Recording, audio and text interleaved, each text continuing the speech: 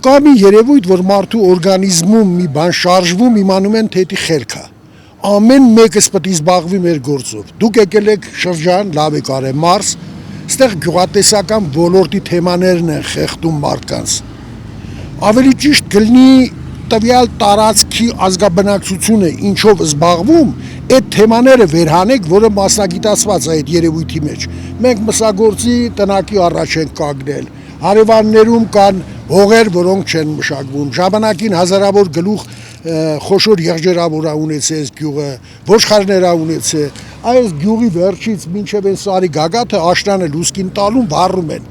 Այդքան խոտ, այդքան անասնակեր, որը պետք է լինի կաթումից, բացակայում ավաղ չկա։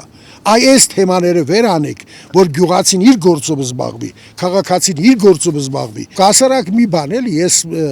երկար ժամանակ աշխատել եմ այդ բնակավարում, կարող եմ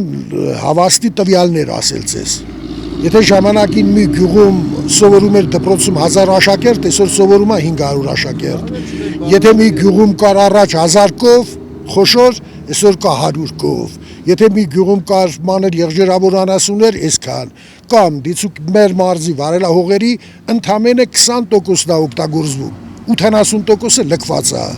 Իսկ այդ լքված վարելահողերը դեգրադացվում եւ իր բնույթը փոխում։ Հետո ախր քաղաքից էս այդ բնույթը կարող է շատ չըմբռնես։